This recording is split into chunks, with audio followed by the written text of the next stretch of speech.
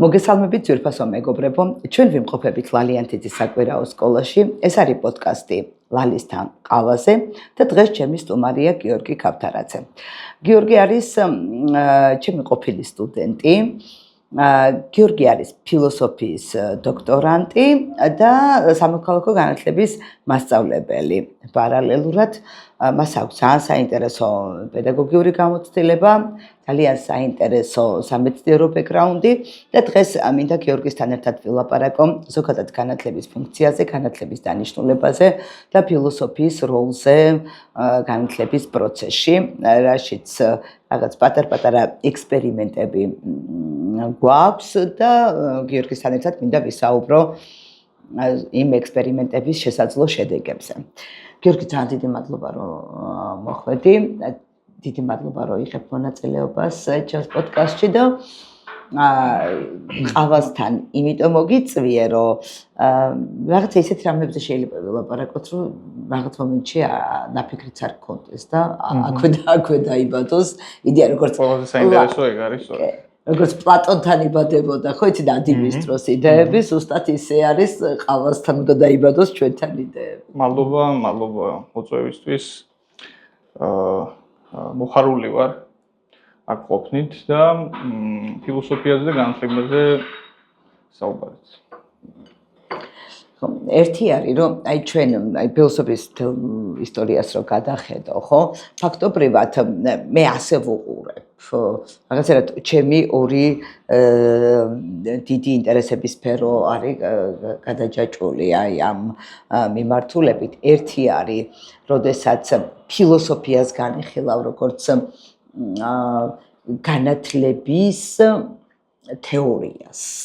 ხო, იმიტომ რომ არც ერთი განათლების არც ერთი კონცეფცია, არც ერთი ახალი პარადიგმა ფილოსოფიის გარეშე არ დაბადებულა.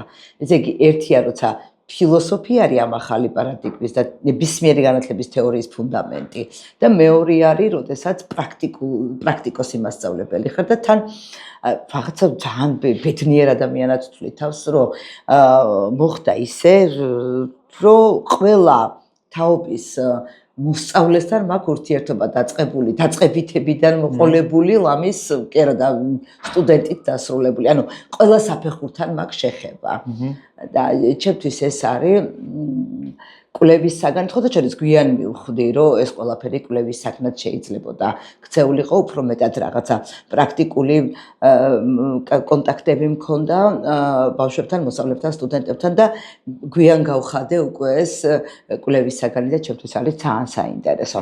და ახლა ჩვენც ამ მიმართულებით უნდა ვილაპარაკოთ. ერთი არის, რომ ფილოსოფიის ისტორიამ ფაქტობრივად პედაგოგიკის ფუნდამენტი შექმნა და ნებისმიერი ახალი, აი თუნდაც იგივე აი განმანათლებლები რო განმანათლებლად ხვიდე, ხო, ფაქტობრივად განმანათლებლობაც იწყება ამით, რომ განათლების ახალ პარადიგმას გთავაზობს. თანამედროვე სკოლა რაც გვაქვს, იცი, ხო, ზეთის წარმოებელმა შექმნა და ინდუსტრიალიზაცია როგორ ახდენს განათლების სისტემაზე გავლენას. მანამდე არისტოტელეს და პლატონის პარადიგმები ებრძოდა ერთმანეთს უფრო ადრე ანტიკურობაშივე, რამდენიმე პერიოდად შეიძლება დავყოთ, ხო? ერთი არის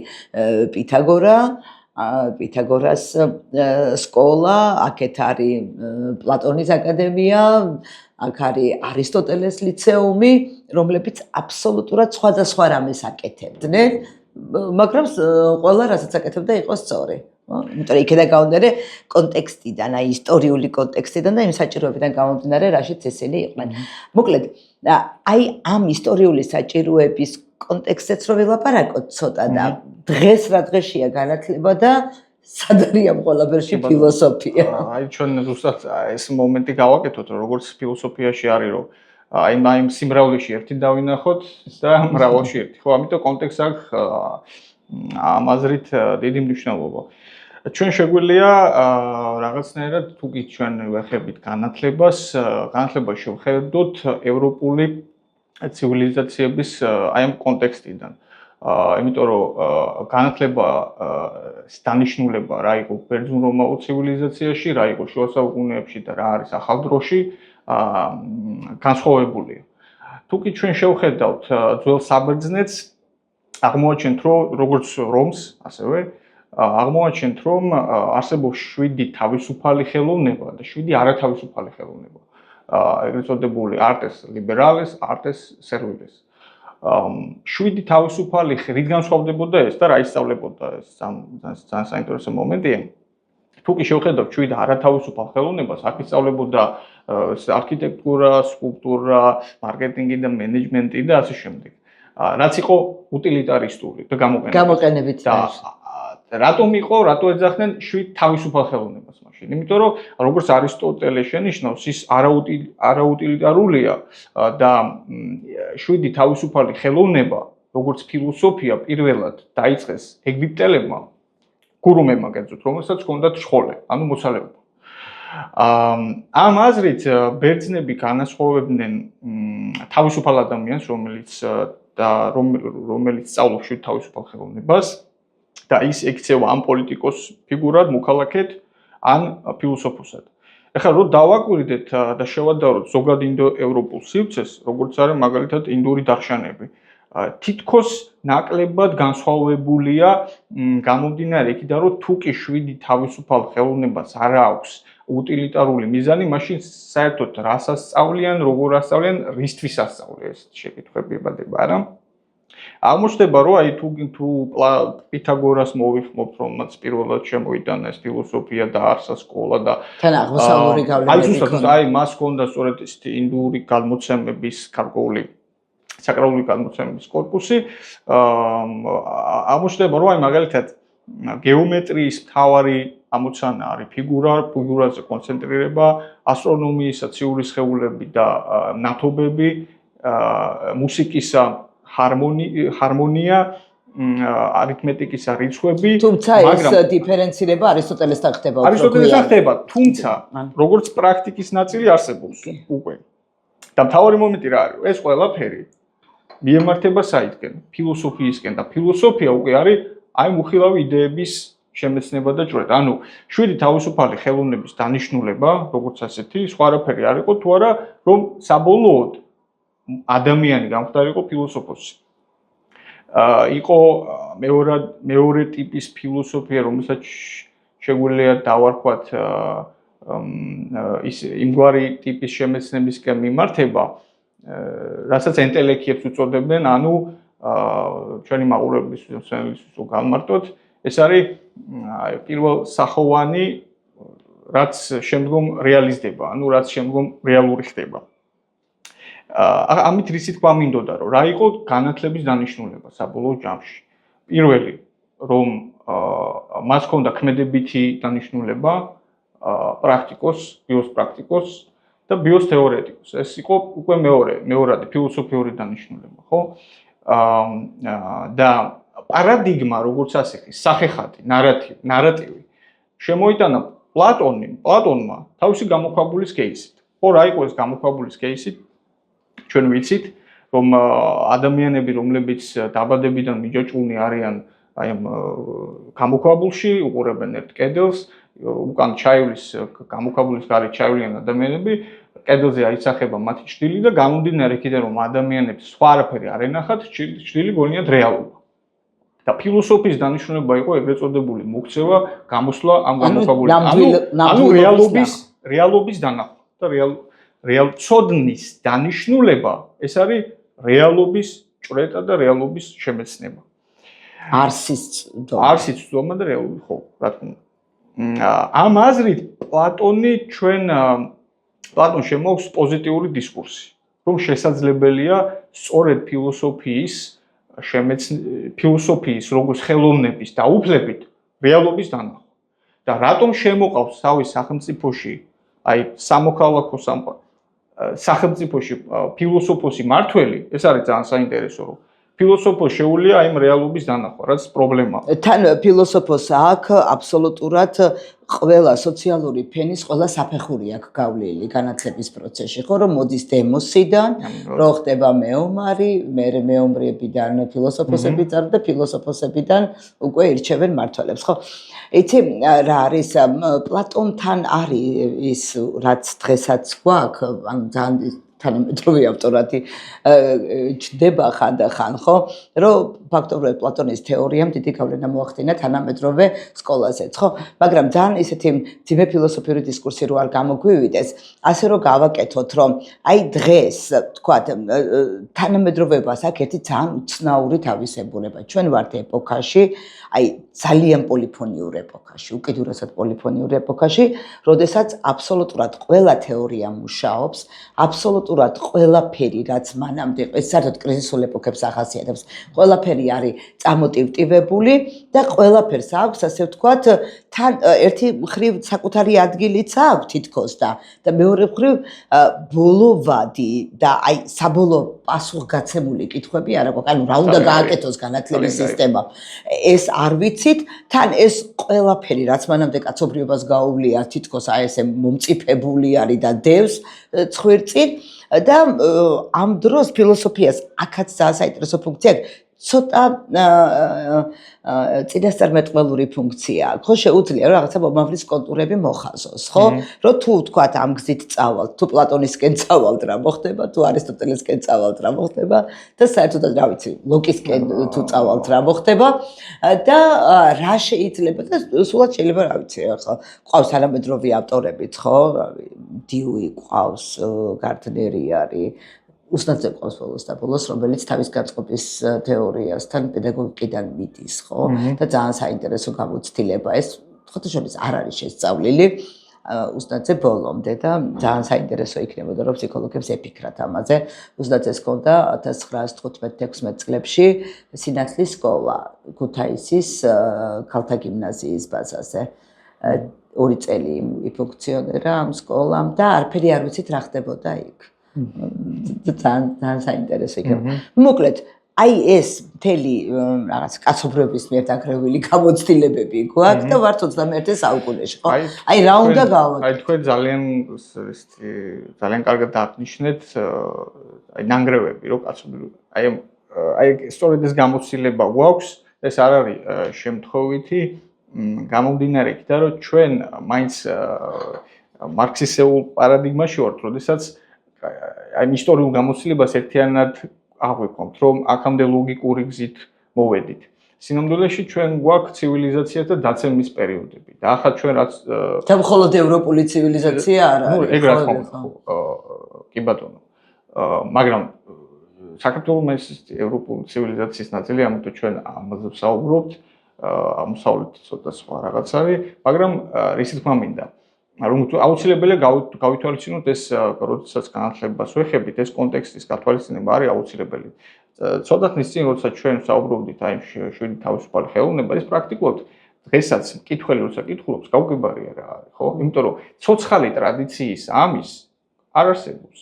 რომ ეს ცივილიზაცია დასრულდა პირობითად რა ვიყოთ 410 წელი და შემდგომ გვაქვს შუა საუკუნეების ცივილიზაცია და შუა საუკუნეები უკვე ჩვენ მოგცა უნივერსიტეტი როგორც ნოუ-ჰაუ ეს მართლაც ევროპის გამონაგონია, მაგრამ რა იყო ეს უნივერსიტეტი ესეც უნდა ვთქვათ, ხო? ჩვენც გვქონდა პარალელურად. აი იმაზე პასუხი რომ გავცეთ თუ რა ხდება დღეს, აუცილებელია ამის გათვალისწინება.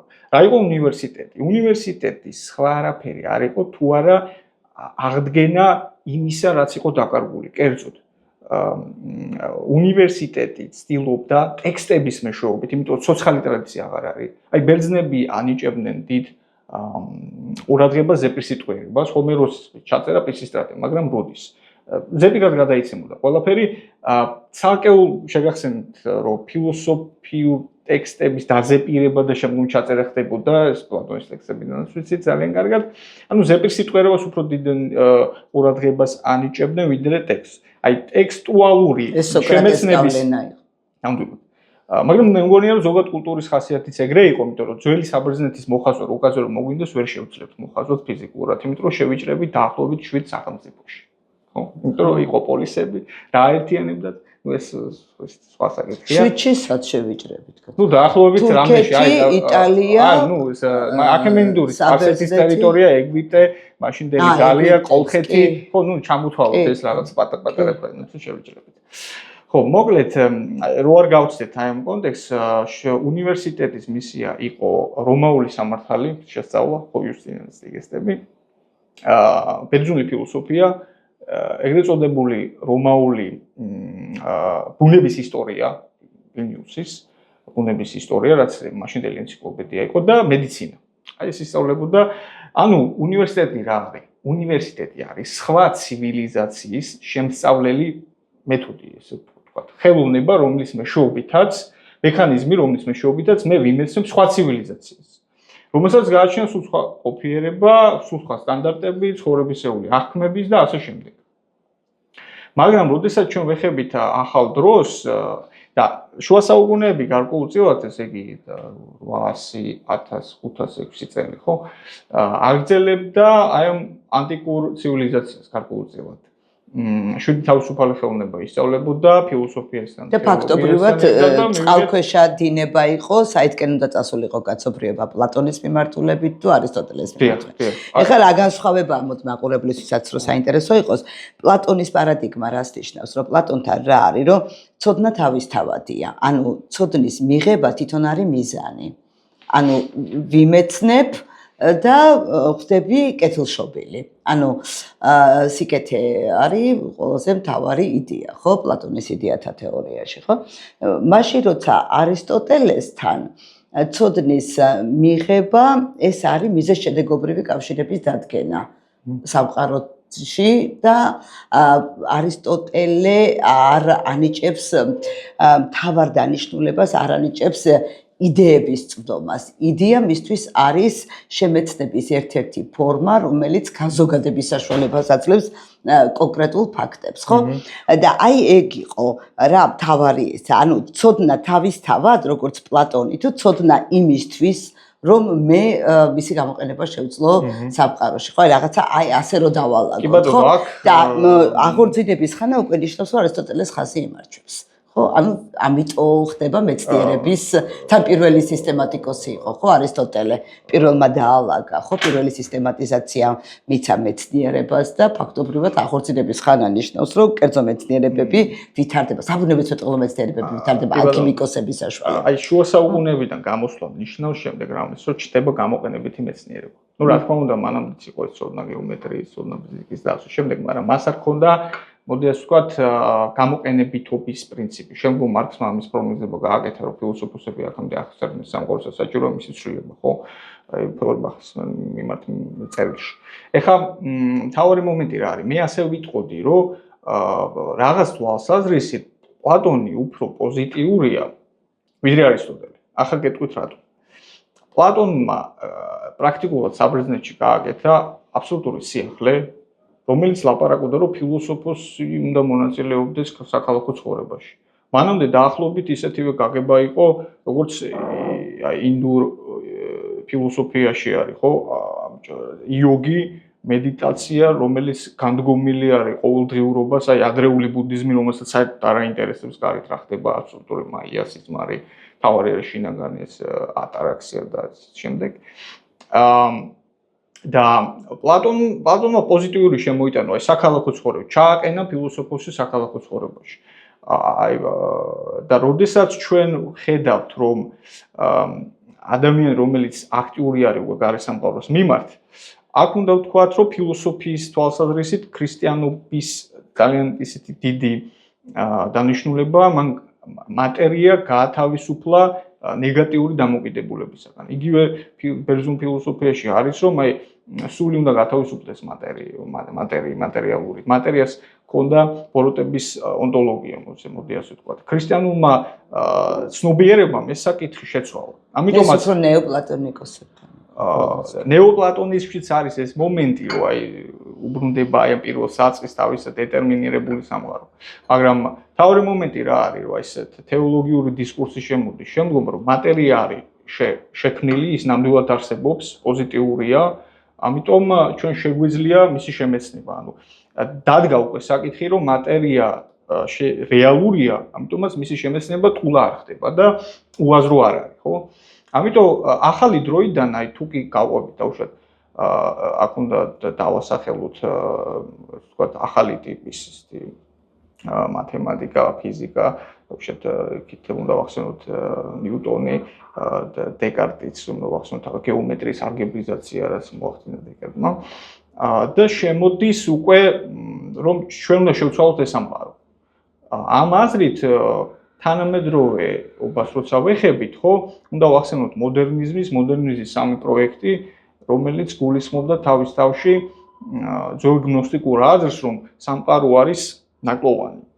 ანუ გადაილახოს უნდა ეს ნაკლოვანება და გარე სამყარო დაემსგავსა ბიოლაბორატორიას, სადაც მეცნიერებისა ტექნიკის მეშვეობით შეიძლება გარკვეული ტიპის, ახალი ტიპის საზოგადოების შექმნა, ახალი ტიპის, ასე ვთქვათ, სოციალური სხეულის შექმნა და ასე შემდეგ და აქ მივიღეთ უკვე მე-20 საუკუნე ფაშიზმი, კომუნიზმი, მათი აღზევება, მათი დაცემა და ამ აზრით განათლებასა და პედაგოგიკა და სკოლა პირდაპირ ეხებოდა ამაზე, გამომდინარე იქით, რომ სუბიექტი როგორც განიხილება, როგორც ვთქვათ, რეალურ ობიექტად განიხილება, რომლის აღზრდაც შესაძლებელია, რომლის წინასწარი განჭვრეტაც შესაძლებელია თუ როგორი გამოვა, როგორი მასალა იქნება. ანუ ახალი ადამიანის Pink Floyd-ის კლიპი მახსენდება ხა რობის. კი. ანუ ახალი ადამიანი, ახალი პროლეტარი ახალი ადამიანია ამ აზრით, ხო? საბჭოთა კავშირმა ძალიან კარგად მოირგო ბისმარკის რეფორმა, ხო? ფაქტობრივად სკოლის ის ტიპი, რაც ბისმარკის მერე არ მომხდარა მოდერნიზება იმ სივრცეში, რა საბჭოთა კავშირს ძალიან მოეწონა, მერე პოსტსაბჭოთა ქვეყნებმა ახლა აღმოსავლეთ ევროპამ გაარღვია ეს, თორე ჩვენ ისევ იგივე სტრუქტურაში ვართ დარჩენილი. ზუსტად იგივე სკოლა გვაქვს, რაც ქონდა საბჭოთა პერიოდში. და სხვათა შორის არის. მე რომ ამარდაშვილი ამას უწოდებდა ანთროპოლოგიურ კატასტროფას. ანთროპოლოგიური კატასტროფა არის ის, რომ აი ჩვენ დაკარგული გვაქვს ადამიანის ფენომენი როგორც ასეთი. ინდივიდის ფენომენი. ხო, ადამიანის ესეთი გაგება, ადამიანურობის გაგება. ამარდაშვილმა ეს აღმოაჩინა რა თქმა უნდა საბჭოთა სივრცეში.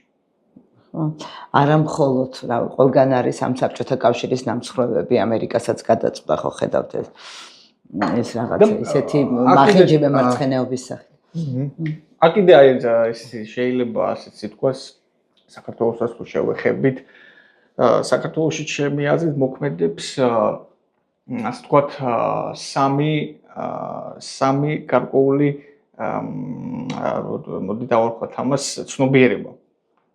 პირველი ეს არის გარკვეული არქაიკა, გულისხმობ დროის მდორე განცდას, რაც ხელს უშლის აი კონსერვატიზმი? აი გეტყვით ახლა რას გულისხმობ. აი მაქს ვებერისეული ენა რო გამოვიყენო, კაპიტალიზმის სულისკვეთებას უშლის ხელს. კერძოდ მოგეხსენება აი დროის დაჩქარების თემა როდის შემოვიდა, ხო? აი იგივე ჩვენ აღორძინება ვახსენეთ და ასე შემდეგ, ხო? დროის გამოყენებითობის პრინციპი, ხო?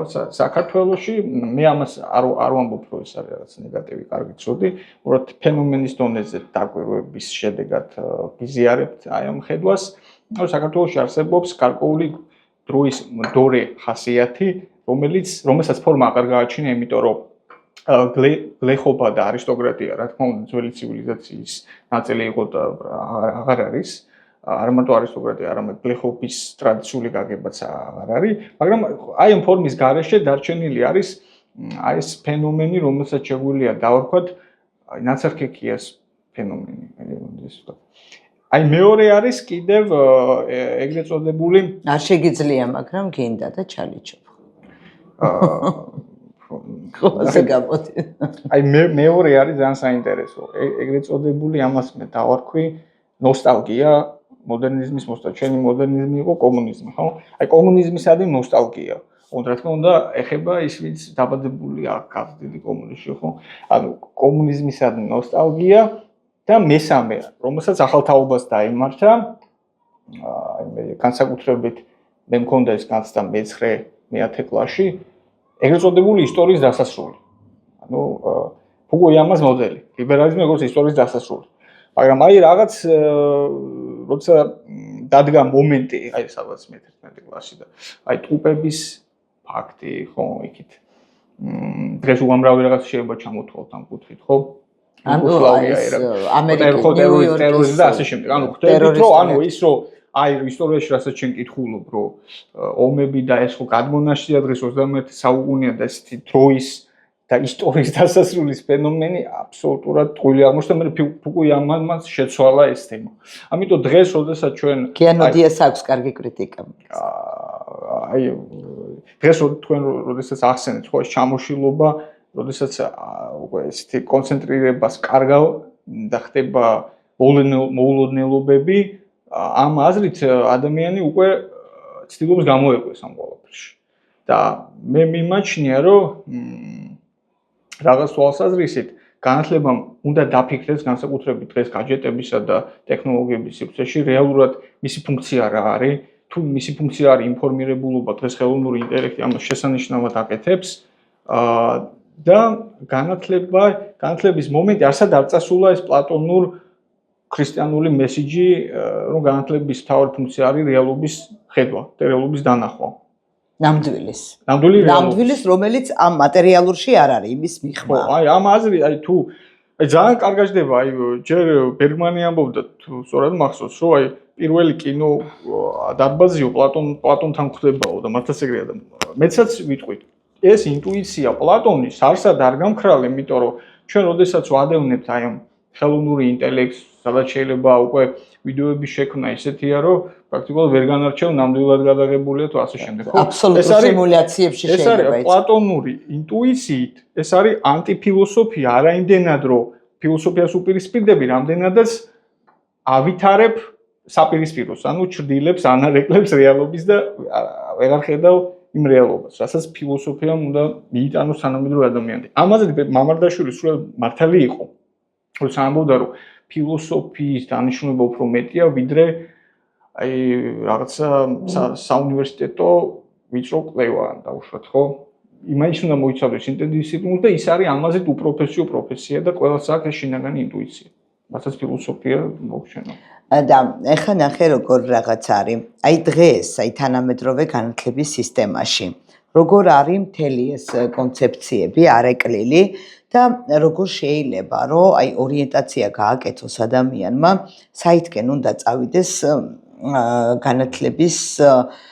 განათლება როგორც სტრუქტურა ან როგორც ინსტიტუცია ან საერთოდ არის თუ არა სწორი ეს განათლების ინსტიტუირება ანუ აი რაღაც ფორმაში მიცემა როგორც ჩვენ გვაქვს ხო აგერ არის სამინისტრო რომელიც გიდგენს ბავშვს რა უნდა ასწავლო იქ თუ არ ასწავლე რა ვიცი რაღაცა ან გეჩხუბება ან დახურავს იმ სტრუქტურას რომელიც არ მოეწონება ანუ რამდენად სწორი არის ეს ნახე ხა რა ხდება როდესაც განათლება ექცევა არტახებში და მით უმეტეს როცა რეგულირებული არის სისტემა ხო ეხლა წარმოიდგინეთ თქვენ ვილაპარაკეთ ანტიკური შუა საუკუნეებიდან და ახალი დრო ან რაღაცა ხო ეს იყო პერიოდები როდესაც არანაირი განათლების სამინისტროები არ წყვეტდნენ რა უნდა ესწავლა ადამიანებს ხო კულტურა თავად ქმნიდა იმ წინაპირობას თუ რა იყო აქტუალური და იმიტომაც არის რომ როგორც კი აი ეს მე-20 საუკუნე მოვიდა და მე-20 საუკუნეში მოხდა ესე რაღაცა მეცნიერების გაჭენება ასე ვთქვა და საოცარი პროგრესი თუ კი რაიმე გაუკეთებია კაცობრიობას აი ნახე როგორ რაღაცა იყო ეს 30 საუკუნე იყო ტრაქტორამდე იმიდან გუთანიდან ტრაქტორამდე და ტრაქტორიდან მთვარეზე გაფრენამდე 30 წელი ხო დაახლოებით თუ რაღაც ხო რაღაც დრო სხვანაირად გაფრინდა ხო და უცებ ჩნდება ამისი ორგანიზების მოთხოვნილება ხო ამ განათლების ორგანიზების მოთხოვნილება რომ ვიღაცებმა გადაწყვიტეს რომ აი რა ჩვენ უნდა გადავწყვიტოთ რა უნდა ისწავლოს შენმა შვილმა აი შენ რაც გინდა იმას შენ შვილს ვერ ასწავლი კი შეგიძლია დამატებით რაღაცა გააკეთო მაგრამ აი იმ პარადიგმაში უნდა იყოს რასაც შენ სამინისტროები გთავაზობს და რასაც სახელმწიფო გეუბნება ხო ამ გაგებით მთლიანად სახელმწიფომ გადაწყვეტა მით უმეტეს ჩვენ სივრცეში მთლიანად პლატონთან ვართ ხო სახელმწიფო წყვეტს რა უნდა ისწავლოს შენმა შვილმა ხო პლატონი ცოტა უფრო შორს მიდიოდა სახელმწიფო უნდა გაზარდოს შვილიო შენ კი არაო მაგრამ იმედია ეს არ გაახსენდება ჩვენ სახელმწიფოს ხო რაღაცა ამ სისტემაში ვართ ხო მაშინ როდესაც არისტოტელე ცოტა სხვა რამეს ამბობდა, ხო? არისტოტელე პირიქით მოდიოდა, ნახე, არა თუ ის, რომ სახელმწიფო ანუ ზემოდან დაგიდგინოს, ხო, რა უნდა სწავლო, ის ამბობს, რომ აი ოჯახიდან იწყება, ოჯახი არის, ხო? უჯრედი და ოჯახების გაერთიანება ქმნის სოფლის, სოფლების გაერთიანება ქმნის სახელმწიფოს, ხო? აი რაღაცა ამ ორი მოაზროვნის შეპირაპირებაში რომ დავრჩეთ რა, სხვას რო თავი დავანებოთ, ხო? ხო, ესე იგი რა არის ახლა დღეს გამოსავალი მაშინ, როდესაც შენ ხედავ, რომ სახელმწიფო გიდგენს რაღაცა საზღვრებს, რომელიც რაღაც ბურკილებათაა გადაქცეული. მეორე არის, რომ შენ გაქვს რაღაცა მოცემულობა და ცოცხალი პროცესი ამ განათლებაში და ხვდები, რომ ის რაც იმან დამიდგინა, რა ვიცი, ან მოძველებულია, ან არ არის საკმარისი, ან ძალიან ცოტა, ან უბრალოდ სხვაგან მიყავხარ და რაღაცა სხვა რამე მინდა, ხო? გავაკეთო, ამიტომ ჩდება ძალიან ბევრი არაფორმალური განათლების კერები დღეს, რომ ფაქტობრივად ადამიანები ხვდებიან, რომ ის საკმარისი არ არის და რაღაცა სხვა რამე უნდა, ხო? აი ამ ფორმალური განათლების მიღმა ხდება საჭიროება არაფორმალური განათლების, ხო? აი მე პირადად რას ვთვლი, იცი? მე ვთვლი, რომ აი ეს დიდი სკოლები როა, ხო, 1000, 1500, 2000 კაციანი სკოლები, ეს ყველაზე არქაული რამე არის, ანუ არ შეიძლება ასეთი სკოლების არსებობა, უბრალოდ დანაშაულია, იმიტომ რომ ასეთი ტიპის სკოლებში ან მართლა ის კომუნისტური რეჟიმი უნდა გქონდეს, ხო, რომ მართვადი იყოს ეს ისა, ან უბრალოდ კაცი ჭამიავირთხები უნდა გამოსარდონ და რაღაცა დააჭვევინონ ნაბოშვებს ერთმანეთს და ვიღაც გადარჩება დათათუთაშხია სამერთი ფრაგმენტის არ იყოს, აი ის ვიღაცა რა ვიცი გამოვა ამ ყველა ბავშვის სხვა დანარჩენების გადაყლაპვის ხარჯზე, ხო? რა ვიცი, არა აუცილებელი ფიზიკურად გაანადგურო, ანუ სხვა ფორმებით არსებობს განადგურების, ხო? აი აქ რა უნდა გააკეთოს, რა უნდა გავაკეთოთ, იმიტომ რომ მე რას ვთვლი, იცი? მე ვთვლი, რომ აი ესე რომ ვუყურებ, ვთვლი, რომ ხო ამბობენ რა რაღაცა სკოლა და ისე მგონია, რომ სკოლა დანგრეული არ არსებობს. სკოლა არის რაღაცა ჩვეულებრივი ნანგრევები და ამ ნანგრევებში ძალით ტენით ამ ბავშვებს რომ იქნებ რაღაცა იქიდან გამოიტანონ და დანგრეული არ არსებობს ფაქტობრივად დღეს სკოლა. და არც არის სწორი ამ რაღაცის გაყოლა. აი რაღაც მოდერნიზებაზე ამბობენ, რეფორმებზე ლაპარაკობენ, არანაირი რეფორმა და არანაირი მოდერნიზება ჩვენ სინამდვილეში რაც არის ამ სკოლას არ უშველეს. თან ეხა როგორ რაღაცა სოფლიოში ყველგან ლაპარაკობენ სკოლის კრიზისი, აი რომ ნახავთ, ხო? აი მკვლევრები, NASA-ს მკვლევრები, აი სულ ვიყენებ ხოლმე თარგმნილიც მაქვს, აი ეს მიჩიო კაკო, ნილ დეგრას დაისონი საუბრობენ, რომ რაღაცა ძალიან დიდი გარღვევებია მეცნიერებაში და ეს სკოლა აბსოლუტურად შეუსაბამოა იმასთან, რა მოთხოვნებით დღეს თანამედროვეობას აქვს, ხო? ეხლა ეს წარმოიდგინეთ თქვენ ამერიკულ და ევროპულ სკოლებზეა საუბარი და ჩვენთან ხო საერთოდ შეუძლებელი არის ამ ანუ ვერც ხედავ ფაქტობრივად ანალოგიაც არ არის რა რაღაცა აჩრდილები არის იმისი რაც უნდა იყოს ხო აი ხა რა შეიძლება რომ გაკეთდეს დღეს და როგორ აიცი ხო არა რაღაც რემონტს რო აკეთებ და დანგრევაში რო რაღაცა ფული მიგდის ეს ჩვენ არა გვაქვს დანგრეულია უკვე არანაირი არ გჭირდება რა იმ დანგრევების გატანაც არ გჭირდება გასწორებულია მიწასთან აი რა აი წარმოიდგინე ახლა აი ესე წარმოსახვითად რომ აი არ არსებობს არაფერი არც განათლების სისტემა არც არსებული სკოლები არც ამათი რეგულაციები არც ისა ეროვნული სასწავლო გეგმა რომელიც ამერიკელებს არ აქვს ისე ჩუმად კითხვა ეროვნული სასწავლო გეგმა არ აქვს ამერიკელებს ხო აი ეს არაფერი არ არსებობს და ნულიდან გვაქვს დასაწყისი ძალიან რთული კითხვა. ხო, არა, ნულიდან გვაქვს, ყველა ვარიანტი ნულიდან გვაქვს დასაწყები. ნუ ცხადია ასეთ სიტუაციაში გარკვეულ და თან ახლა მოიცა არ დაგავეწყეს ნულიდან კი გაქვს დასაწყები, მაგრამ კაცობრიობის თელი გამოცდილება გაქვს წუწინოს და მე საუკუნე გაქვს. კი ბატონო, აი ზუსტად მაგის მომინდა და ნუ რა თქმა უნდა მე არ მაქვს რეცეპტი რომ ეგ არის რა თქვა, მაგრამ არავის არ არის. რა თქმა უნდა ადამიანები ვართ. მაგრამ ცხადია როცა არსებობს კრიზისი და კრიზისი ყველა ვამჩნევს ეს უკვე ნიშნავს იმას რომ რაღაც სიტუაციიდან გამოვდივართ იმიტომ რომ შესაძლოა ჩვენ გარკვეულ მდგომარეობას დავარქვათ, რომ კარგია ეს უარესობა, ხო? ანუ ყველა ვსაუბრობთ კრიზისზე, ამიტომ ეს არის წინაპირობა, რომ შესაძლებელია რაღაცები დაიწვიოს, ხო? როდესაც ჩვენ აი ვეყრდნობით გარკვეულ კაცობრიობის გამოცდილებას, მაშინ უნდა დავეყრდნოთ რას, რომ პიროვნების ემანციპაცია.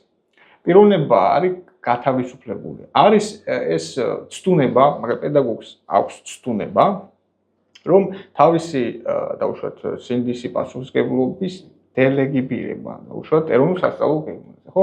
იქ რო იყო, ისე იმიტომ არ გამოვიდა, რომ აი იქ იყო, იმას გავყევი, მე ხო ეს მოვიხადე ეს ვარი, რომ აი ზუსტად აი ამ დამიწერეს, ხო? ხო? თან ნომრებით რო იციან ეს სტანდარტი შემოსული. ამას სხვადასხვა ჩემ ბევრჯერ ვახსენებ ხოლმე, ხო? ფილოსოფოსი მერაბ მამარდაშვილი ეძახდა ქაღალდის ფეტიშიზმს, ხო? აი ქაღალდის ფეტიშიზმი.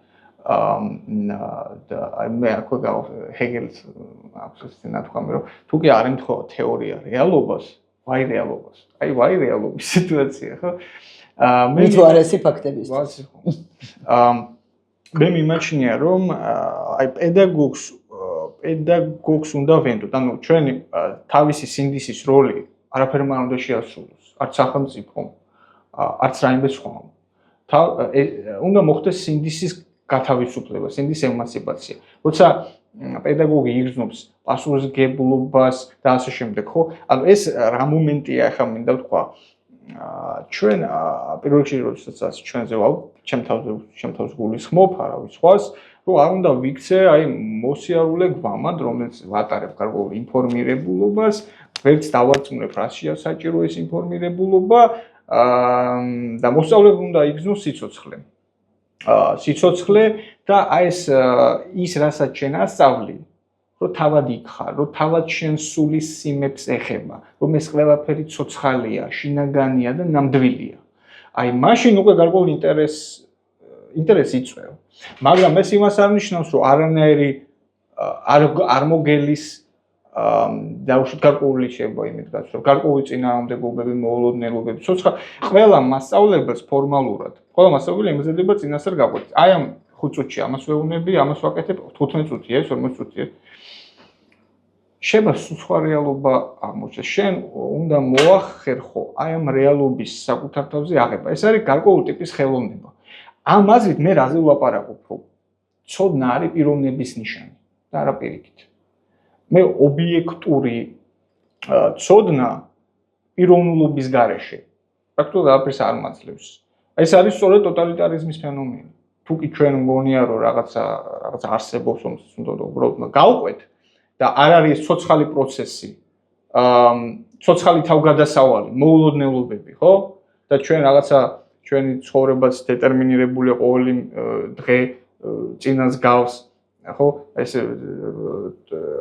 არის ბეჭდების ამბავში ერთი ადგილი ჰობიჩი. ბილბოს შეეცოდება გოლუმს უნდა მისი მოკლა და ამ დროს თავისი მკვლელს უყურებს და შეეცოდება. რატო შეეცოდება? იმიტომ შეეცოდა, რომ აი წინა დღეო, აი ყოველი დღე მისთვის ერთნაირიაო და არაფერი ახალი მასში არ იბადებაო. აი გარკვეული აზრის გოლუმი არის თანამედროვე ადამიანი, რომელიც ზაზუნას დღესავით და ეს არის გაკვეთილი სიმძიმე სწორედ ამაში მდგომარეობს, რომ აი ერთი და იგივე, აი ერთი მოსაწყენი მდგომარეობა. უპირველესად შენ უნდა დაბოდო შენ თავში სიახლე. ამისთვის საჭირო რომ დიდი თავისუფალი დრო გქონდეს ცხადია. და სხვა არ გიწერდეს გაკვეთილის გეგმას. დიახ, რა თქმა უნდა. ეგ ხო ცნობილი ამბავია copy paste და ამბები და ფორმალურობა. ამიტომ მე მიმაჩნია რომ პიროვნების როლი ისტორიაში. აბსოლუტურად. ჩემი თავი აი როგორ იდენტიფიცირებას უკეთებ საკუთარ თავსაც, ისეთივე რეალობა გაქვს შემდეგ. კი, ანუ როგორც ხედავ სამყაროს, ისევე დაგინახავს შენ სამყაროს. კარგი. აი შენ როგორც მასწავლებელს, ხო, ახალგაზრდა მასწავლებელი შეხვედი სკოლაში და წარმომიდგენი, ახლა მოსწავლეებს როგორ ეყვარები, მაგრამ კაი მაგ ემოციურ ხარეს თავი დავანებოთ. აი რა იყო შენთვის გამოწვევა, რა როცა მიხვედი, აი ყველაზე მეტად რა გაგიჭირდა, ან რა ვიცი, რა გამოგივიდა კარგად. თან ისეთ საგანსასწავლი ხომ სოფხედველობრივი საგანია ეს არ არის რაღაცა ისეთი ძალიან ვიტრო მიმართულება ხო ადამიანის ყოფიერების ყველა სფეროს ეხება სხვათა შორის სამოქალაქო განათლება ყველაზე ერთ-ერთი რთული საგანია რთულის იმიტომ რომ მოითხოვს სწორედ აი ინტერდისციპლინურ ცოდნებს და აი ვიწრო და უშუალოდ საგნის სპეციალისტი ამიტომაც ვერ ხახერხებს ამ საგნის შესაბამის სწავლებას უნდა ვთქვა რომ რა თქმა უნდა ესეთი გამოცდილების დონეზე ყოველი წელი ყოველი ახალი ბავშვი არის ახალი გამოცდილება ხო ეს ცნობილი ბიბლიური ალეგორია რომ ახალ ღვინოს ახალ ტიკებს შეასხამენ შენ წინაშე არის ახალი ადამიანები ხო ყოველჯერზე ახლები არიან შენ არ უნდა დარჩე ძველი მაინც გააგზრდის შეგცვლის შენ რაც არ უნდა გინდოს აი მთელი ამბავი რა არის რომ თუ მე სულად მოვერგები აი ამ ოფერების აუტანელ სიმსუბუქეს მაშინ აი მოითხოვენ ეს კლასი მოითხოვს რომ მე გაბრაზებული შევიდე წარმოიდგინე შენ რომ მთელი წელი უნდა შეხვიდე გაბრაზებული დაინდე რა თავი იყავი ცოტა ბუნებრივი შინაგანი თავისუფალი აი შენ არჩევანი გაქვს ან მოერგო სიტუაციას ან შენი პიროვნებითი მოქმედო და დარჩე საკუთარ თავთან აი მამარდაშვილს რატომ იყოს აი როგორ ცხოვრობ შენ საკუთარ თავთან ეს არის პირველი კითხვა შენ თუ საკუთარ თავთან ცხოვრობ და ეს გაგებული გაქვს მაშინ შენ აუცილებლად მოახვევ შენ აუცილებლად შეძლებ რომ გამოავლინო თავი ნებისმიერ კლასში სირთულეები ყველგან არის ყველა ადამიანი თავისი განსხვავებულია ყველა მოსწავლე განსხვავებულია ზოგს რა პრობლემები აქვს რა ოჯახი აქვს და ასე შემდეგ ხო ყველაფერი არის და შენ როგორც მასწავლებელი როგორც ღმერთი აი ეს მასწავლებელი უტოლებს თავს მოსწავლეს მაგრამ მაინც ავტორიტეტია ამიტომ აი ეს არის ძალიან ავტორიტეტი თუ არ ახარ მასწავლებელი ვერ იქნები კი ბატონო აი ეს ხოთა შორის ეს ერევათ ავტორიტეტი და ავტორიტარიზმი სიტყვები კი გავს ერთმანეთს მაგრამ აბსოლუტურად სხვადასხვა ფენომენია ავტორიტეტი უნდა იყოს შენი გათანასწორებით და არა იმით რომ ზემოდან უყურებ ამ ბავშვებს ბატონო ხო ამიტომ მე რა თქმა უნდა გამოცდილება თავიდან რომ შევედი კლასში არ ქონია თავიდან აი ახლა რომ იმიღებენ რაღაცა თბილად მე ვხვდებოდი რომ ესა პასუხისგებლობა და არის რა თქმა უნდა პატივიც და პასუხისგებლობაც ამიტომ რაც ამ სფეროში სირთულეები მექნებოდა წინასწარ მქონდა ასე ვთქვათ ნაფიქრი ამაზე რომ იქნება ეს სირთულეები და რაღაცები უნდა გადალახო რაღაცები უნდა შეძლო აი ეს თანდათან ეტაპობრივი პროცესია რომ აი რაღაცებს გადალახავ და შემდგომ შენ ხვდები რომ უბრალოდ არ უნდა გაჩერდე ყოველთვის უნდა ისწავლო არ უნდა გაჩერდე არ უნდა ისწავლო და მაშინ ეს ყველაფერი ცოცხალი პროცესია წინა წელი აღარ გავს მომდევნო წელს ამიტომ და მაინც ერთი კითხვა მაქვს ჩემთვის როგორც მასწავლებლისთვის ყველაზე დიდი გამოწვევა არის გაჯეტები ამას როგორ უვლი როგორ ერევი მე ვიყენებ გაკვეთილზე ყოველთვის არა მაგრამ ტელეფონებს ვიყენებ გაკვეთილზე აი წინასწარ დავუშვათ ვამზადებ რაღაც თამაშების არსებობს გარკვეული საშუალება რომ შექმნა თამაშები შემოგა დაუზიარო და ტელეფონები გამოიყენო ბავშვებმა და აი ტელეფონები ხო ეგ ძალიან კაი საშუალებაა რომ სწორად გამოყენებ მაგრამ მაგას რომ მიცემ მე უკვე ავტომატურად გადადიან იმ თავის რაღაც სულებურ თამაშებს ხო ნუ ეს საკონტროლება მთელი ისა მაგრამ ერთჯერადად არ უნდა შეფასდეს რაც სუნება არის ეს მოდი აი ახლა რო არ აკეთებს არა ერთჯერადად არ უნდა დიდ დროში შეხედე უბრალოდ რა იქნება ხო არის კიდე ნუ პრობლემებს ადალებს ხო სამოქალაქო სახელმძღვანელოების პრობლემები სადაც მეათე კლასის სახელმძღვანელოში მაგალითად ჩვენი წელთაღრიცხვა და ახალი წელთაღრიცხვაც კი არეულია პრიმიტიული პრობლემები არათუ ისიც უნდა თანაც 2021 წელს შეცვალეს ხო რაღაცა ვითო ახალი სახელმძღვანელოები მაგრამ მე მაგალითად არ მივესალმები მესმის რომ ეს სამოქალაქო მაგრამ რაღაცა ამოღებული ინტერნეტიდან რაღაცების ჩართვა წიგნში უნდა იყოს სერიოზული კვლევები ხო მე თუ გითხავ საერთოდ არ უნდა იყოს სახელმძღვანელო ლიდერები უნდა ნებისმიერი რესურსი შეიძლება გამოვიყენო ნუ არ უზღუდავს ეროვნული სასწავლო გეგმაში რომ შესაძლებელია სხვა რაღაცები გამოვიყენოთ მე აუცილებლად ვთავ აი უშუალო ტექსტებს პოლიტიკის ფილოსოფიიდან რომ აი ახლა რომ გავხშენ ადამიანის უფლებები, იცოდე რომ თომას ჯეფერსონის აი ამ ადამიანის უფლებების დეკლარაცია, აი ეს ტექსტი, აი ჯეფერსონმა კიდე ლუკიდან გადაწერა და რამე ესეთი ხო არ არის, რაც გინდოდა გეთქვა და არ კითხე. მე მგონია რომ ჩვენმა საუბარმა გარკვეულწილად თავის სათქმელი გამოგვიყვანა. ჩვენი მსმენელის მაყურებელიც გაიგებს ამას. და ჩვენი პოდკასტის ბოლო ფინალური ფაზა არის რაღაცა ორი სიტყვი უნდა ვთქვათ ყავას. ყავა არის ძალიან მნიშვნელოვანი ამბავი ჩემს ცხოვრებაშიც და ამ პოდკასტშიც. რა სიტყვი ყავას? ყავა ასოცირდება უკვე ვიცი, ესე იგი იმის მიხედვით თუ როგორ ყავას ამენ მე ჩემეული ისა მაქვს. კლასიფიკაცია მაქვს ადამიანების. ესე იგი შენ ხარ ტკბილი ყავის მოყვარულთა სიაში. და ეხლა თუ იტყვი რა არის შენთვის ყავა, მე რომელიმე კატეგორიაში ჩაგსვამ ჩემ თავში. არ შევშინდები. არ უნდა შეშინდები. ყავა ასოცირდება ჩემთვის ჩვენს ქალაქთან.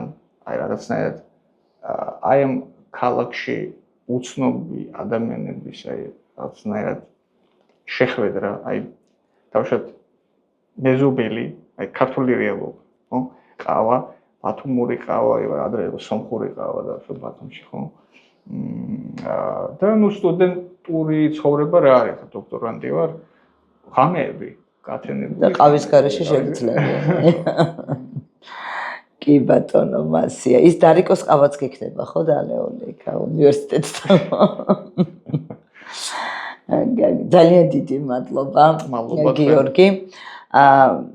რა ვიცი, მე მგონი რომ ჩვენი სულისკვეთება რაც იყო, მაგრამ თავარი დაგვავიწყდა ისე ფილოსოფიის სწავლებაზეც კარგი იქნებოდა რომ გველაპარაკა, მაგრამ ამისთვის სხვა დროს მოგიწევ ამ თემაზე სასაუბროთ. დღეს ამ ნოტაზე დავასრულოთ. ეს იყო პოდკასტი ლალისთან ყავაზე და დღეს ჩემი სტუმარი იყო გიორგი ქავთარაძე და როგორც დარწმუნდით, ეს არის ადამიანი, რომელმაც ძალიან საინტერესოდ მოგვაწოდა ის პრობლემები, რაც დღეს განათლების წინაშე დგას. გემშვიდობებით, მომავალ შეხვედრამდე.